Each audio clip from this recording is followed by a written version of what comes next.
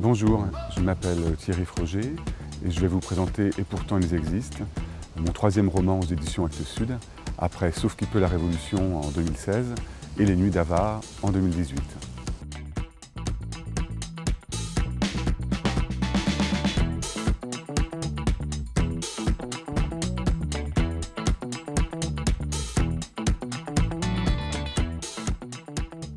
On pourrait dire que ce roman est un peu le tourbillon des petites et grandes fictions des existences humaines lorsqu'elles sont confrontées à la fiction, c'est-à-dire à la mémoire et aux légendes, à l'engagement, à l'héroïsme, aux désillusions aussi. Le point de départ un peu de ce roman, c'était un personnage qui s'appelle Raoul Villain, qui est l'assassin de Jean Jaurès le 31 juillet 1914. Et donc ce personnage m'a intéressé, puisqu'il a assassiné Jaurès la veille de la proclamation de la Première Guerre mondiale. Et puis il a passé la Première Guerre mondiale en prison, il a été très curieusement acquitté en 1919, et puis après il a vécu une vie d'errance, avant de finir sa vie dans les années 30 à Ibiza en Espagne, et d'être assassiné sur une plage d'Ibiza au début de la guerre d'Espagne par un commando anarchiste, sans qu'on sache exactement si ces assassins savaient qu'il était celui qui avait commis le crime, qui avait précipité la Première Guerre mondiale. Et ce qui m'intéressait, c'était cette espèce de distorsion entre ce geste-là et puis le côté relativement insignifiant de ce pauvre type qui s'appelait Raoul Villain. Et cette espèce de chose un peu vertigineuse, s'il n'avait pas tiré 2 fois sur Jaurès, peut-être que la Première Guerre mondiale n'aurait pas eu lieu. Et par ricochet, la vie de millions de femmes et d'hommes aurait été changée jusqu'à la Seconde Guerre mondiale.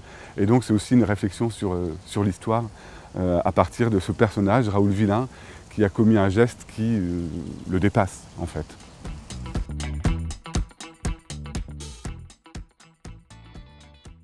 Peut-être que c'est dans le dispositif là, du roman qu'on pourrait qualifier de polyphonique, puisqu'il y a une succession de voix qui sont les narrateurs de l'histoire. Alors à la fois, ces voix sont à la fois des personnages qui ont existé, des personnages réels, mais aussi des personnages de fiction.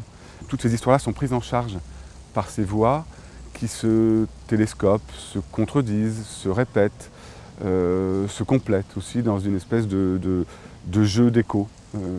Tout au long du roman, je pense que l'histoire n'est pas linéaire et que une manière d'approcher un possible récit de l'histoire, c'est peut-être de multiplier comme ça les focales, de répéter certains événements, de faire des variations.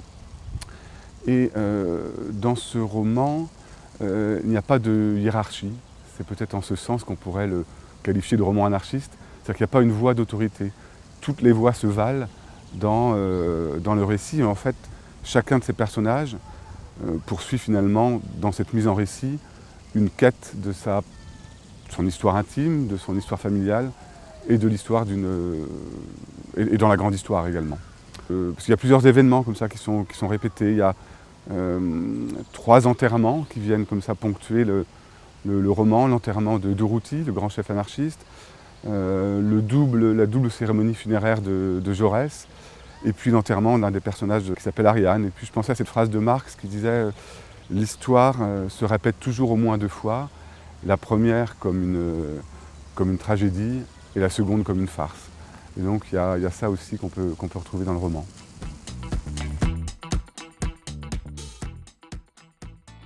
Forcément, d'une certaine manière, forcément, même